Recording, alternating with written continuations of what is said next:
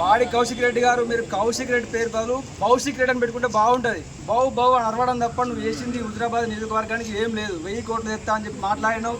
మీ బిడ్డను వేసుకొని ఎంబడేసుకొని ఊళ్ళో తిరిగినావు, మీ భార్యను వేసుకొని తిరిగినావు, ఆడోళ్ళని ఎంబడేసుకొని తిరిగి చచ్చిపోతా నా కోట్లు వేయాలి లేకపోతే శివయాత్ర చేస్తా అని బెదిరించి ఉసుకున్న ఆడోళ్ళు చచ్చిపోతారేమో అని భయంతో నేను గెలిపించాను. దానికి నువ్వు ఇక్కడ హుజరాబాద్ చేసింది లేదు, పీకింది లేదు.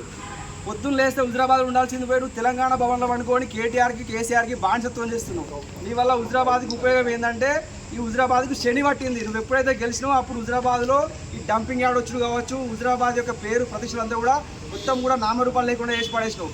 ఉద్యమాలకు అడ్డా అయినటువంటి హుజరాబాద్లో సెల్ఫీ స్టార్గా, సూసైడ్ స్టార్గా, రీల్ స్టార్గా హుజరాబాద్ యొక్క ఖ్యాతిని ప్రఖ్యాతిని మొత్తం కూడా చెడగొట్టినటువంటి వ్యక్తివి నువ్వు కౌశిక్ రెడ్డి. ఈరోజు 1000 కోట్లు కాదు కదా, తట్టెడు పార పన్ను కూడా తీసినటువంటి వ్యక్తివి కాదు నువ్వు. కేవలం కేసీఆర్కి కేటీఆర్కి బానిసత్వం చేస్తున్నటువంటి కౌశిక్ రెడ్డి నీకు బండి సంజయ్ అన్న అనే స్థాయి ఉందా? ఒక కార్పొరేటర్ స్థాయి నుంచి ఈరోజు కేంద్ర మంత్రి స్థాయికి ఎదిగినటువంటి వ్యక్తి బండి సంజయ్ అన్న. నీలాగా ఓట్లు లేకపోతే చచ్చిపోతా శివయాత్ర అనుకోలే, బరాబర్ కొట్లాడిండు, హిందుత్వం కోసం కొట్టినటువంటి వ్యక్తి బండి సంజయ్ గారు. నీలాగా కేటీఆర్కి కేసీఆర్కి గ్లాసులు సప్లై చేసుకుంటా ఇక్కడ సీట్ తెచ్చుకున్నటువంటి వ్యక్తి కాదు.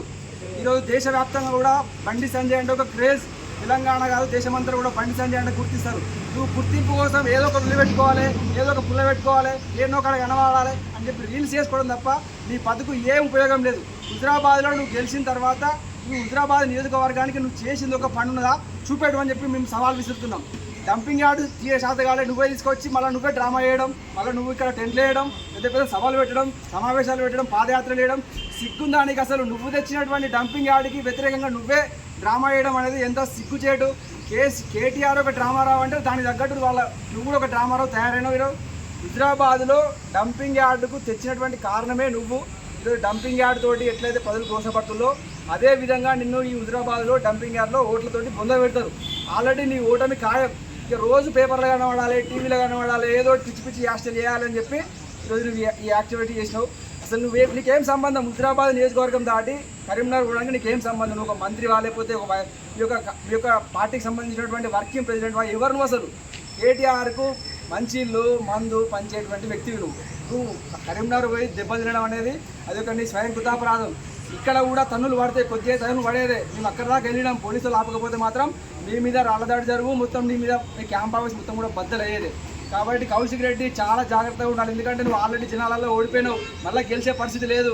బండి సంజయ్ అన్న స్థాయి లాంటి వ్యక్తిని పట్టుకొని నువ్వు మాట్లాడడం అనేది చాలా సిగ్గుచేటు. అసలు తెలంగాణ రాష్ట్రానికి డ్రగ్స్ పట్టుకొచ్చినటువంటి పార్టీయే మీకు టీఆర్ఎస్ పార్టీ. 2014లో టీఆర్ఎస్ ఏర్పడిన తర్వాతనే డ్రగ్స్ కల్చర్ పెరిగింది. దానికి కారణమే కేటీఆర్ అనేక వేల కోట్లకు అమ్ముడు పోయి డ్రగ్స్ను ఈ తెలంగాణలో డంపింగ్ చేసినటువంటి వ్యక్తే ఈ యొక్క కేసీఆర్ కేటీఆర్. అట్లాంటి కేటీఆర్ను డ్రగ్స్ టెస్ట్ చేయించిన తర్వాత నువ్వు మారాలి. అంతకంటే ముందే ఈరోజు మమ్మల్ని సవాల్ చేయడం కాదు. బండి సంజయ్ అంటే మొత్తం కూడా అగ్నిగుండం అవుతుంది, కరీంనగర్ అంతా కూడా అగ్నిగుండం అవుతుంది. ఎక్కడికి వెళ్తే అక్కడికి అడ్డుకుంటారు. నీ బద్దలు భాషంగా లేతారని చెప్పి హెచ్చరిస్తున్నాం. భారత్ మాతాకి, భారత్ మాతాకి.